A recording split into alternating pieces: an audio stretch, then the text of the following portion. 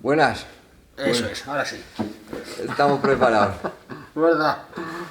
Pues para quien no le conozca, tenemos aquí en la primera entrevista a Flaco, famoso Buenas. butronero y famoso atracador, expropiador de bancos. Y pues nada, vamos a hacerle unas preguntillas y a ver qué nos Bien. cuenta. Muy bien.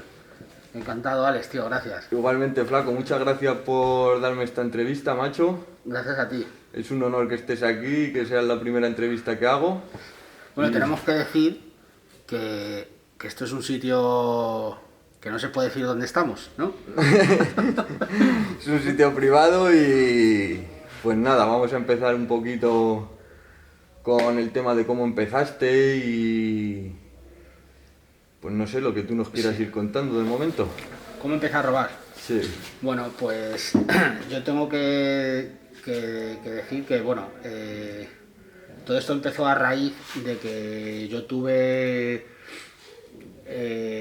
relación con mi padre, tuve una relación interrumpida, entonces yo era pequeñito, yo a mi padre le veía siempre pues con pistolas, siempre llevaba una pistola y tal, siempre funcionaba muy bien económicamente, pero tampoco me podía imaginar que se dedicaba a atracar. Entonces perdí el contacto con él y a los 9 o 10 años yo le pregunté a mi madre, yo vivía con mi madre y con su pareja, que es el padre de mi hermano, yo le pregunté a mi madre que dónde estaba mi padre y ella me dijo que mi padre pues que estaba en prisión, que mi padre era muy buena persona, pero que mi padre pues se dedicaba a hacer butrones.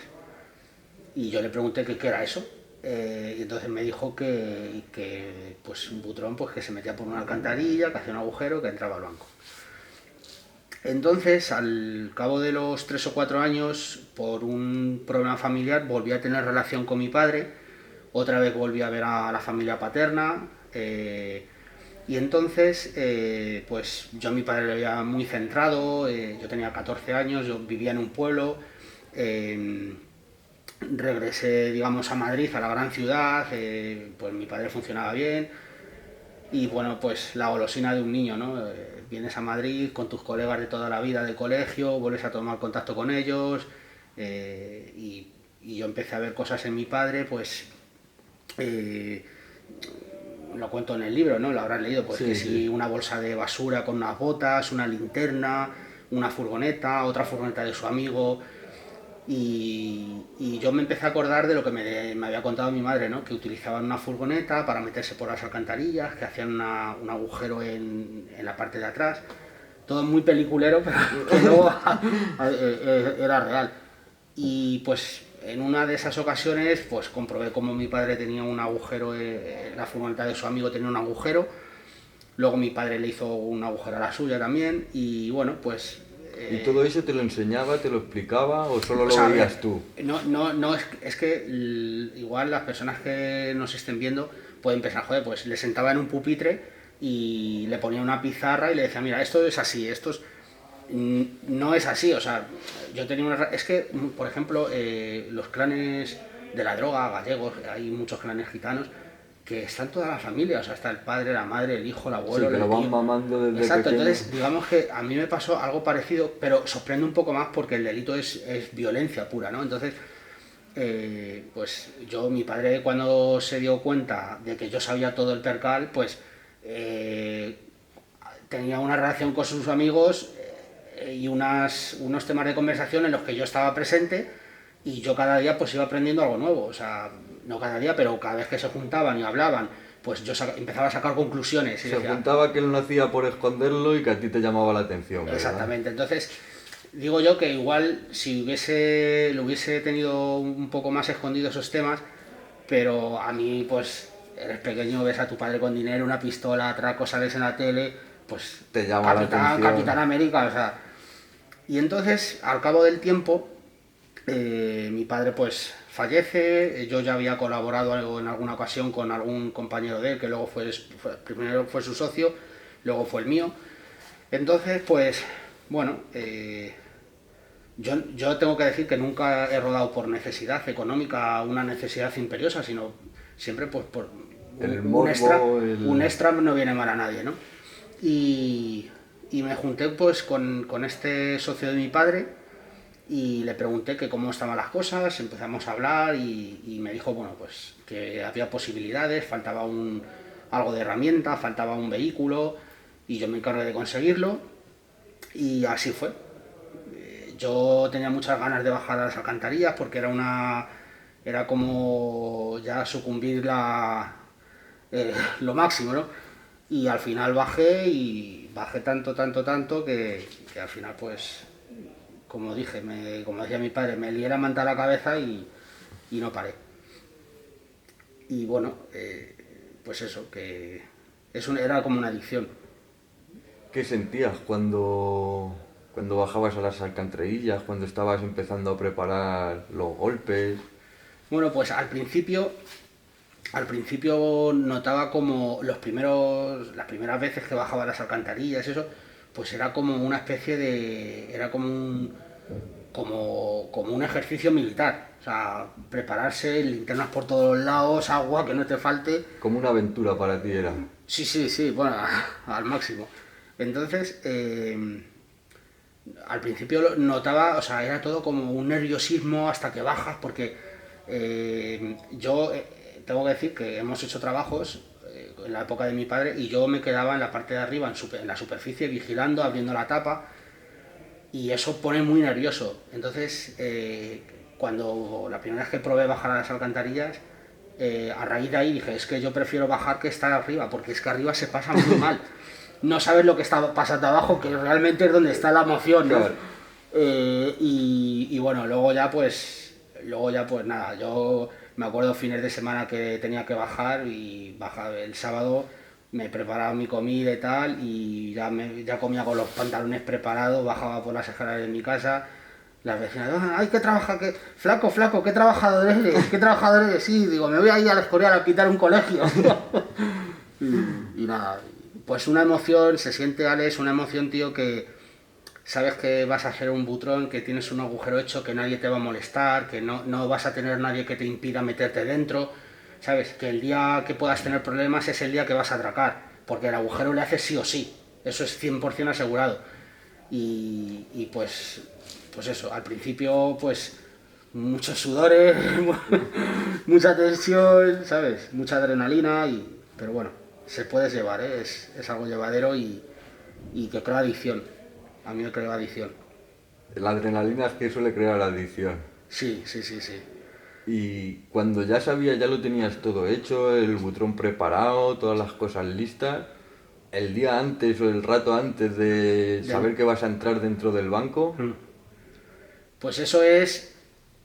Esa sensación es como, imagínate, la puedes vivir si te tomas, por ejemplo, 5 bebidas de estas energéticas y 10 cafés, pues ese nerviosismo es el que tienes. Y sudar, o sea, media hora antes de entrar, que estás esperando a que entren los trabajadores, estás ahí en el cuarto de archivadores y estás con las pistolas y se te caen los chorros de sudor y se pasa mucha tensión, pero se pasa tensión hasta que coges al primer empleado. Una vez que coges al primer empleado, como ya sabes que te van a entrar todos, porque ya tienes a la primera víctima, ya ahí pues como que se calma la cosa, ¿no? Luego pega otro subidón cuando ya te abren la caja fuerte, que eso es otra historia. Sí, se pasa, tienes momentos de nerviosismo, pero es eso, hasta que sabes que tienes la primera víctima, que es la que te va a hacer que te abran todo. y eso es ahí es cuando ya, por así decirlo, rompes el hielo y te encuentras ya como en tu salsa, por así decirlo, Ahí ¿no? rompes el hielo y yo lo asemejo mucho a como cuando vas a una administración de lotería, pasas el boleto y te sale premiado. Pues eso es igual. Hombre, a ver, tenemos que decir que esto no es hacer apología de los atracos. Yo me siento, o sea, aprovecho también la entrevista para pedir perdón a las víctimas, a las personas que yo apunté con un arma, porque eso no es agradable. Tú imagínate que está tu hermana, o está tu tía, o está tu novia, que ha estado 5, 6, 7 años estudiando para estar en un puesto como de directora de un banco, y llego yo por la mañana y la pego el susto de su vida. Entonces, eso sí que es verdad que hay que tener los pies en la tierra y decir, Un rato malo echan. Sí, lo pasan mal y yo les pido disculpas y lo siento de verdad, pero gracias también que no hubo sangre y tampoco mi intención era hacer sangre a nadie, o sea que por ese lado estoy tranquilo, pero también por las víctimas que no tienen culpa de que yo haya ido a atracar el banco. Quería hacer este comentario porque la gente puede vernos y puede haber una malinterpretación de decir, este se está jactando de los atracos y tal. Sí. A ver, señores, he atracado bancos, he pagado condena por ello, el día 16 cumplí mi libertad total, definitiva. Sí, desde el martes pasado, ¿verdad? El martes pasado ya no deben nada a la justicia. no debo nada, entonces puedo hablar de ello perfectamente, siempre con respeto. Es una charla coloquial. No alardeando. No, exactamente. Pues también te quería comentar de si podías remarcar alguno de los golpes que mejor te has sentido cuando has salido. Hombre, a ver, yo te digo que yo fui condenado, o sea, yo fui acusado de 7 atracos y fui condenado por 2, porque los demás bancos yo no fui, no había pruebas contra mí, entonces se archivaron. Yo estoy condenado por 2 bancos y la mala suerte que tampoco es que me haya llevado mucho en eso. Pero bueno, miento, en uno de ellos sí coroné, que fue el Banco Santander de la calle Alcalá, 74, y en el último banco fue en el segundo banco, por el que estoy condenado, me cogieron con el dinero y las pistolas en la mochila, o sea que... Que no te dio tiempo ni a gastarte 1 euro. Volvió otra vez el dinero al banco, ¿no? Y bueno. ¿Y el momento ese de la detención, cómo lo recuerdas tú? Pues mira, yo seguramente que mucha gente de la que nos está viendo igual ha visto películas en las que hay una escena muy llamativa en la que se para, va todo como a cámara lenta, se queda todo en silencio, ¿no? Pues a mí me pasó, yo tuve como 4 o 5 segundos que me ocurrió eso, pero en real.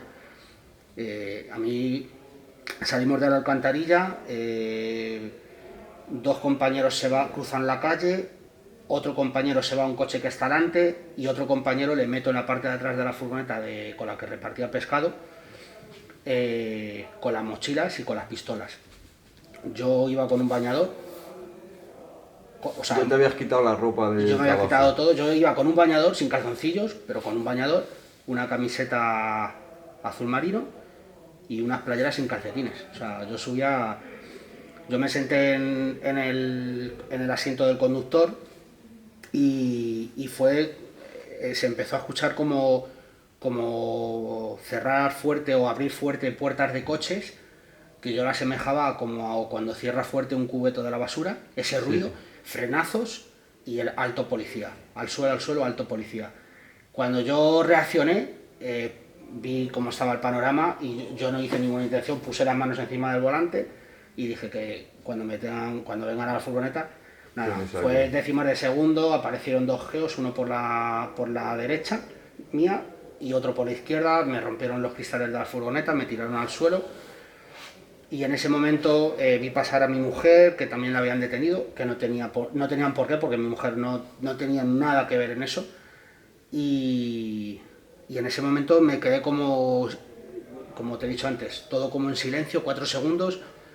Y nada, me levanté, ya estaba sangrando por la cabeza, por la boca, y me llevaron a un muro. Aunque no pusiste resistencia...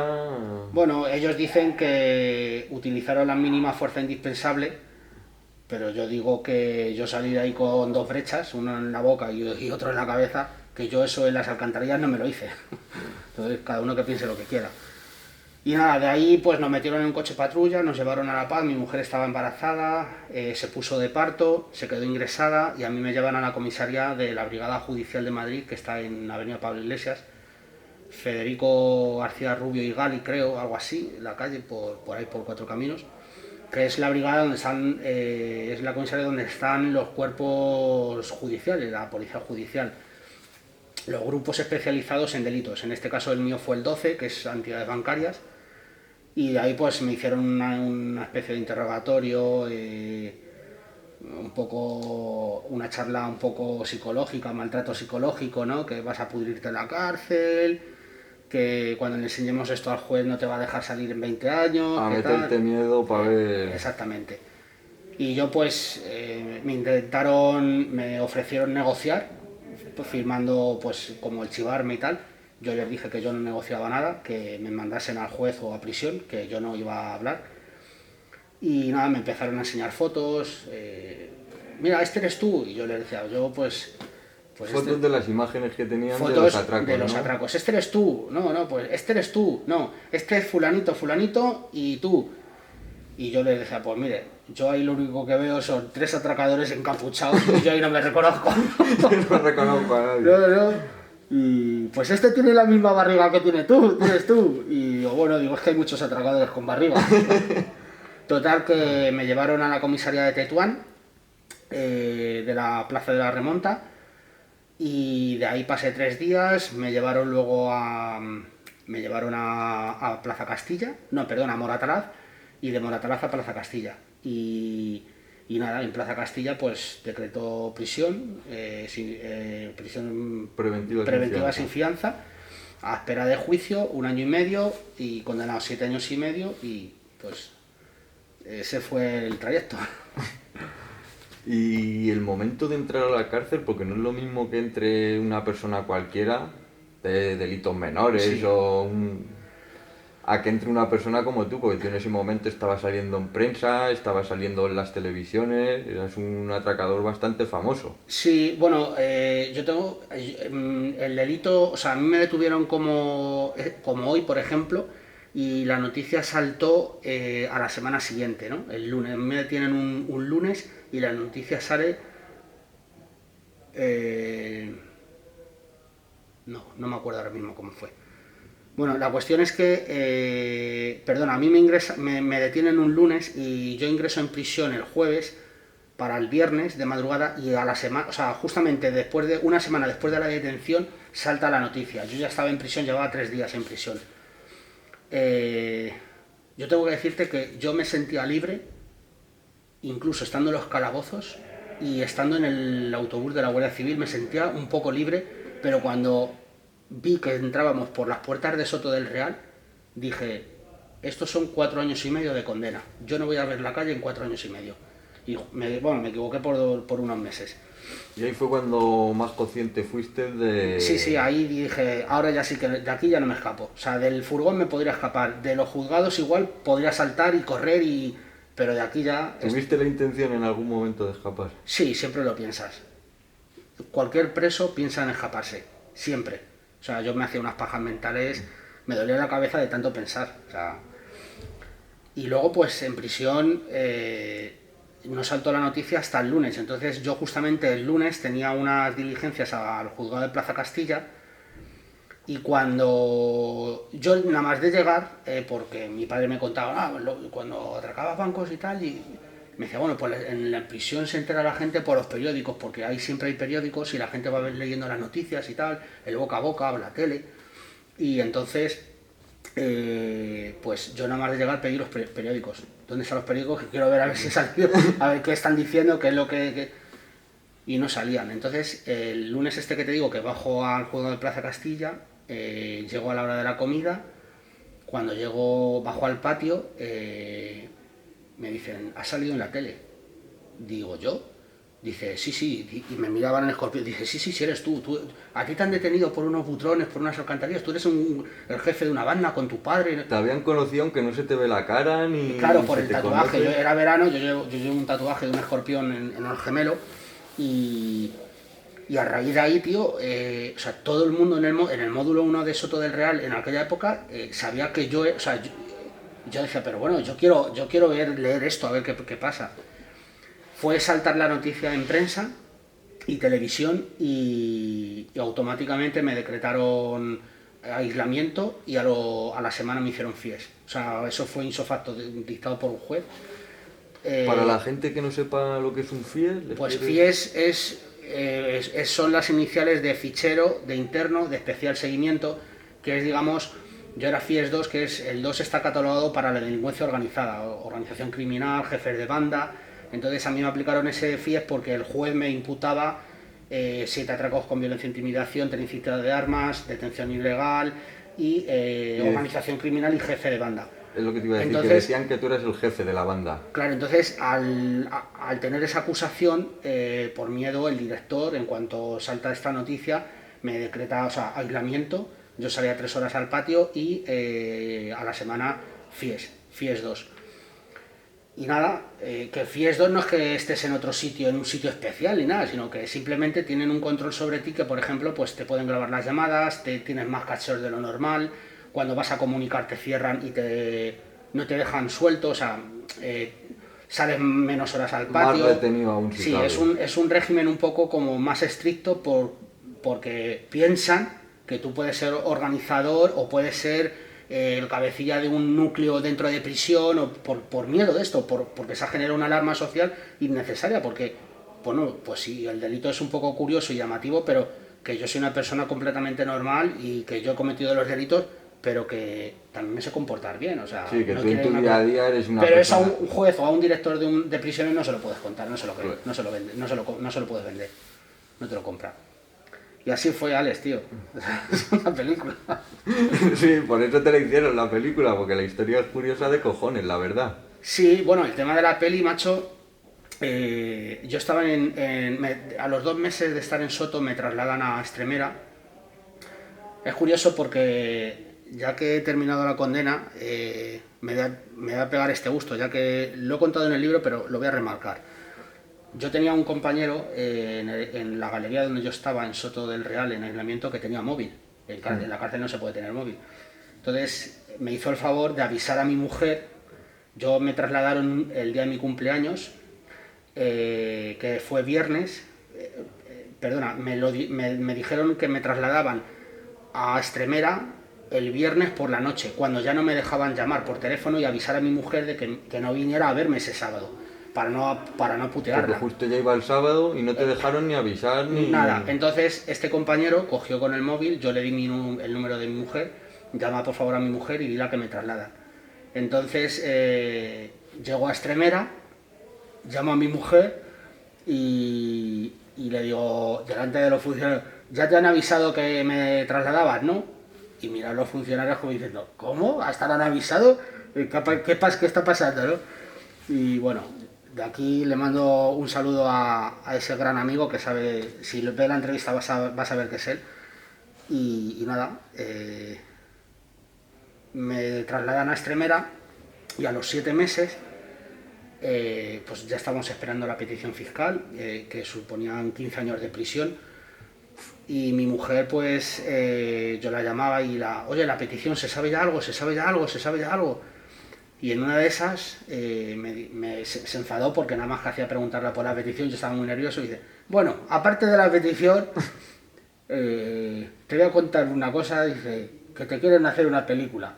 Digo, ¿cómo? Yo pensaba pues que podía ser el típico programa este de los viernes por la noche que hay, que... Sí, de salseo, que cuentan lo que a ellos les interesa. Exactamente, ¿no? Tintes amarillentos. Y yo le dije, bueno, pues que ve, porque a mí la prensa en su momento me había puesto a parir, o sea, que si mi padre me había criado en una casa prefabricada, que si yo había quemado con no sé qué un edificio, que se había vaciado extintores en portales, que eso es mentira. Que si yo había vivido en la uva de Vallecas, que yo no sé ni dónde está la uva, o sea, sé por dónde es que está al lado de Santa Eugenia, pero que no he vivido ahí. Cosas así, mentirijillas que... Para variar, que cuentan, ¿sabes? lo que más morbo da, lo que quiere... Sí, como que claro, es que es una persona marginal, entonces como es una persona marginal es un delincuente. Pues las personas marginales no cometen delitos, hay personas que viven en chabolas, por desgracia, y son muy, muy honradas y muy humildes. Bueno, total que se puso en contacto conmigo Elías León Siminiani y nada, empezamos a tener, bueno, se ve en el documental Apuntes para una película de atracos. Sí, para el que no lo sepa, le hicieron un documental que está en Netflix, que se llama Apuntes para una película de atracos, que está muy interesante y lo recomiendo bastante. Lo echaron hace poco en la 2 y... Sí, y bueno, eso, se puso en contacto conmigo y al final pues es que mejor que vean el documental. Le vamos a dar con esa intriga. Sí. Porque en el docu sale mucho de la relación que yo tuve con él Y nada, y como has dicho, el otro día se estrenó en Televisión Española, tío, era la primera vez que iba... Bueno, estuve en TV3 en Cataluña, pero aquí en Madrid no había estado todavía en una televisión. Yo lo he visto unas cuantas veces en Netflix Sí. y el otro día que lo echaron en la 2 también lo vi y dijiste luego en el coloquio de después, soltaste una noticia. Bueno, la soltó la productora, María Zamora. Bueno, soltó un proyecto que tenemos. Es un proyecto de una serie de ficción, lo único que todo es muy hermético y todo depende de este proyecto depende de varias personas y del tiempo de varias personas y luego pues del dinero, si hay dinero, ¿no?, para financiar. Y bueno, estamos ahí, tengo que decir que va lento, pero va en positivo. No hay todavía nada que podamos decir que haya restado, siempre se va sumando y muy contento, la verdad. Pero va avanzando. Sí, avanza poquito a poco, pero como los butrones, poco a poco. Despacito, también voy a presentar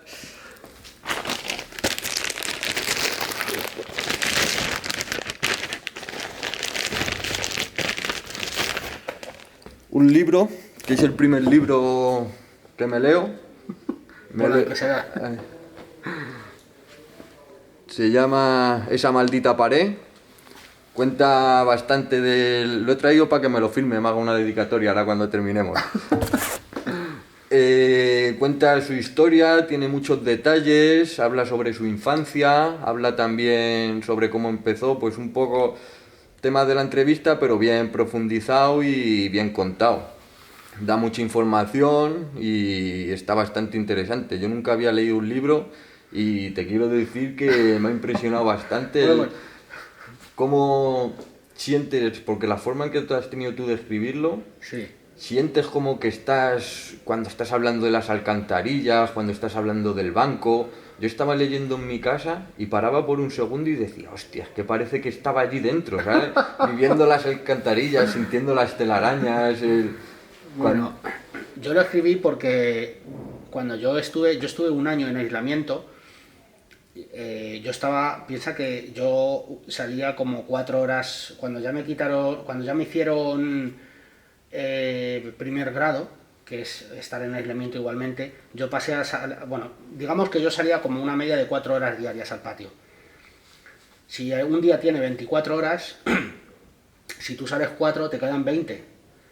Si tú de esas 20 duermes 8, te quedan 12 horas. 12 horas libres dentro de una celda de 2x3, tienes que hacer algo. O sea, yo hacía deporte, hacía flexiones, aunque ahora he cogido bastante peso. La buena vida.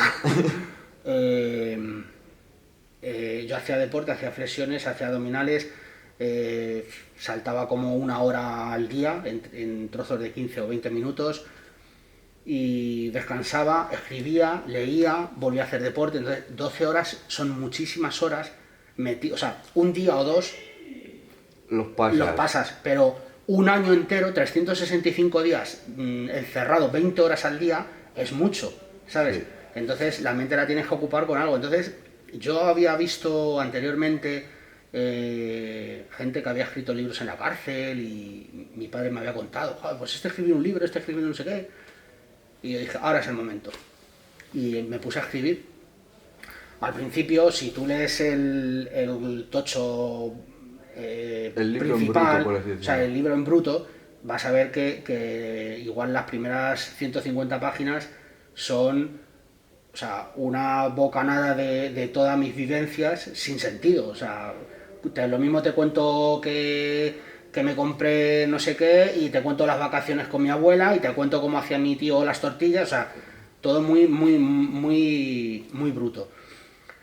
Pero una vez que yo conocí a Elías me iba pasando libros, me los metía en prisión y yo iba leyendo, yo leí mucho en prisión. Entonces yo lo que hacía era, me fijaba en un párrafo cómo estaba narrado la historia de alguien y entonces yo metía mis vivencias en ese párrafo. Utilizaba la estructura de otros libros, pero con mi vida y con mi forma de expresarme.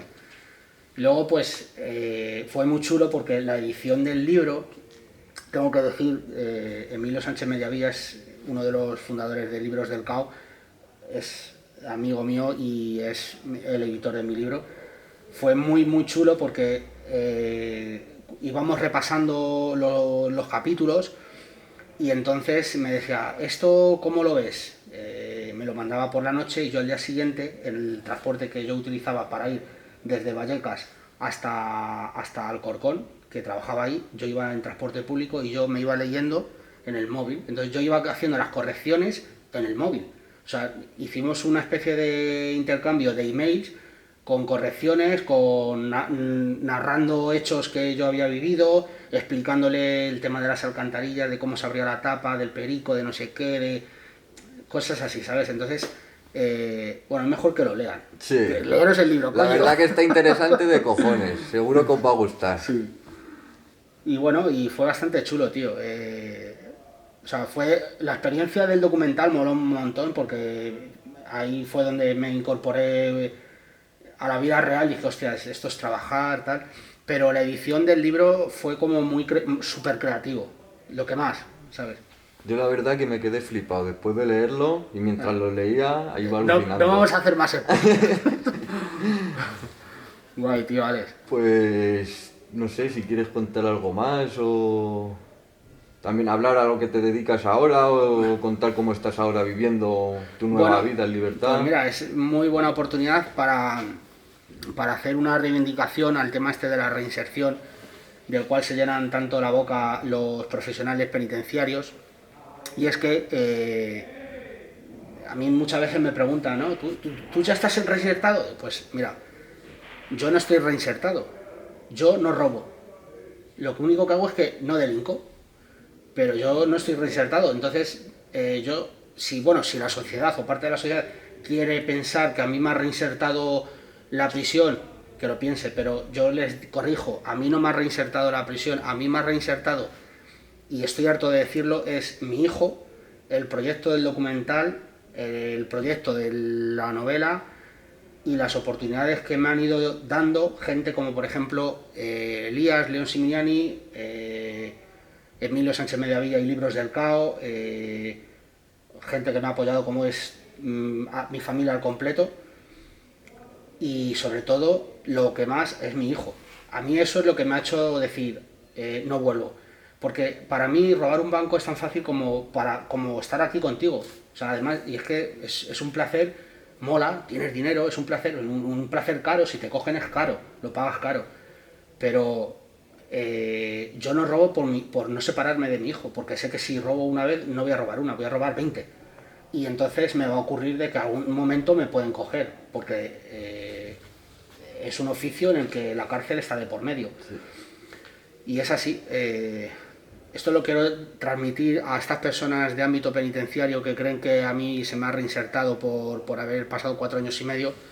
Pues bueno, si lo queréis pensar así, pensarlo, pero yo en mi foro interno no lo pienso así. Claro, y es la verdad que las cárceles españolas lo que hacen es castigar, encerrar y tirar la llave y no ayudar a las personas a crecer, a buscar un futuro, por así decirlo. Y por ejemplo en el norte de Europa sí es verdad que se esfuerzan mucho más en intentar reformar a las personas, ayudarlas a estudiar, a buscar un trabajo, a labrarse un futuro fuera de las calles, fuera de los delitos. Y aquí en España no lo veo así. Lo toman como un castigo, has cometido un delito, pues jódete y quédate ahí. Y Sí, tengo entendido que en Europa el tratamiento penitenciario y tratamiento, bueno, rehabilitación, reinserción, como lo quieran llamar, en el norte de Europa lo llevan de otra manera. No sé exactamente, o sea, sé que es distinto aquí, sé que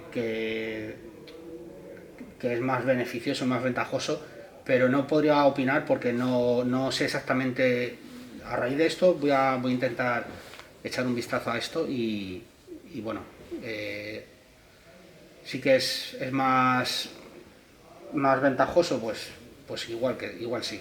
invierten, yo por cosas que he visto, he leído, Sí. pues invierten mucho más dinero en eso, no en tenerte encerrado y tenerte castigado, por así decirlo, sino que trabajan mucho la psicología, trabajan mucho el que se esfuercen por salir de la calle, porque mucha de la gente que delinque lo hace por temas de drogadicciones, Sí. de... Bueno, claro, es que, a ver, tenemos que también pensar que es que la población reclusa en España, en la población reclusa hay un alto porcentaje de personas, de internos, que están por temas de adicciones. Entonces, ¿cómo puedes combatir que esa persona no reincida?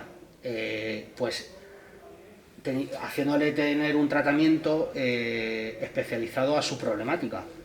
Entonces, si tu problemática, por ejemplo, es el alcoholismo, y por el alcoholismo tú has maltratado a tu mujer, pues habrá que atajar el problema del alcohol y luego el problema de la agresividad.